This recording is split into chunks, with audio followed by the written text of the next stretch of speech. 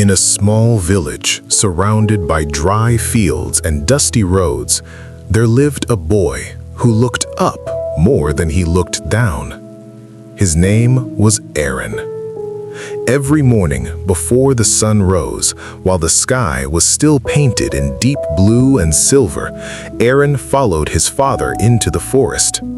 His father was a firewood seller, not by choice, but by survival. They carried ropes, they carried axes, and they carried hope that today, maybe, they would sell enough wood to buy rice for dinner. Aaron was only 12, but his hands were already rough, his shoulders already tired, his childhood already shorter than it should have been. Yet, every time he finished tying a bundle of firewood, he paused, and he looked up at the sky. Not just looked, he studied it. He watched the birds cut across the clouds. He watched airplanes leave white scars across the blue. He watched the sun rise like it had somewhere important to be. And in his heart, a quiet voice whispered, "One day, I will touch the sky." In the village, dreams were simple. Grow up, work hard, survive. No one talked about flying. No one talked about becoming a pilot or an engineer or anything that required more than calloused hands. When Aaron once said, "Father, how do airplanes stay up there?" His father smiled gently and replied, "They belong to people who were born higher than us." That sentence hurt. Not because his father was cruel, but because his father believed it. And belief is powerful. At school, Aaron's shoes were worn thin. His uniform had been patched so many times it barely resembled the original coif. Some boys laughed at him. "Sky Boy," they called him. "Maybe you'll grow wings from carrying too much wood."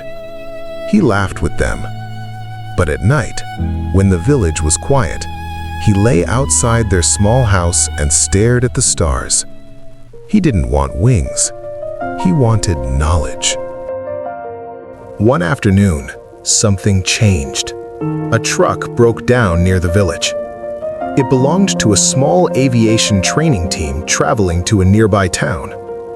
While waiting for repairs, one of the instructors noticed Aaron staring at a small model plane attached to the truck's dashboard.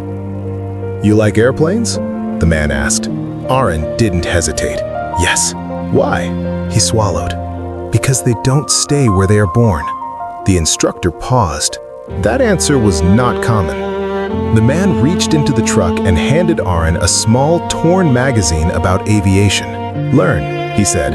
"Dreaming is good, but learning is better." That night, Aaron read by candlelight until his eyes burned. He didn't understand most of the words, but he tried.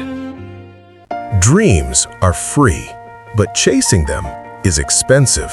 Aaron started waking up even earlier, before the forest, before school. He collected discarded bottles to sell.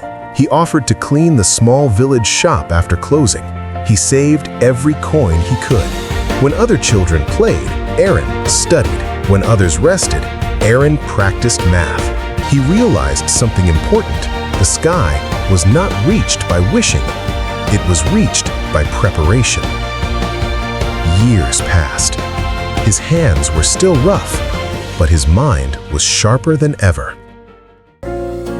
At 16, reality struck hard.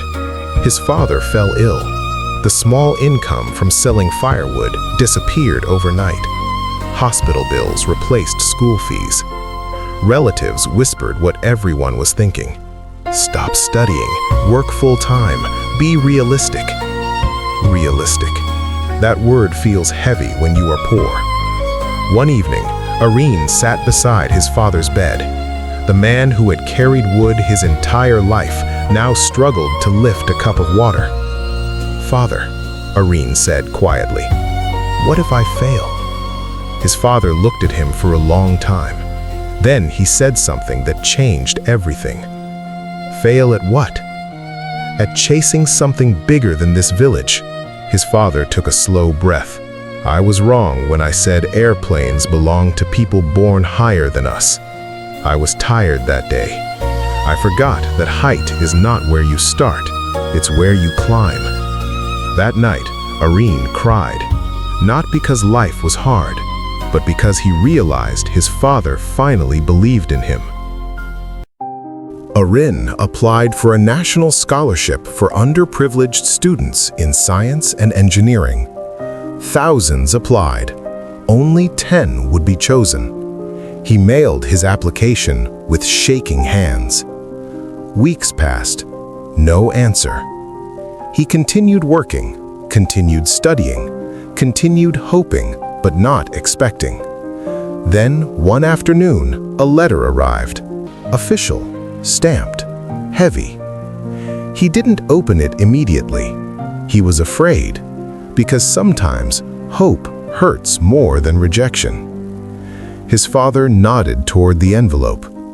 "Open it," he whispered. Areen tore it carefully.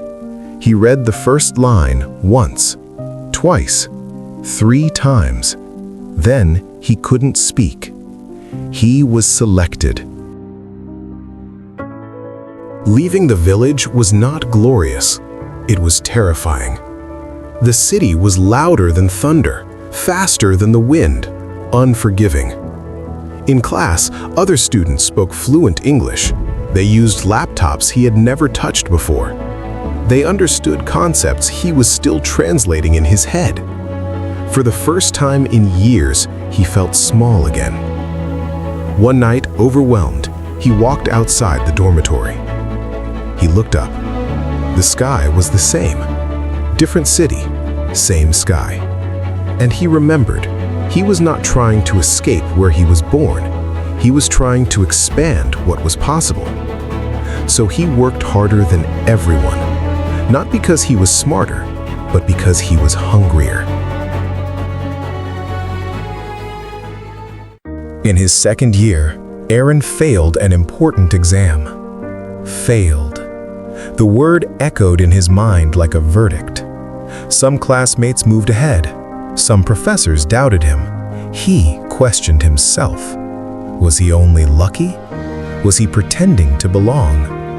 For 2 days, he did nothing. On the 3rd day, he went to the library. He remembered carrying firewood heavier than his own body. He remembered studying by candlelight. He remembered that nothing about his journey had been easy. Why should this be? He retook the exam months later and passed.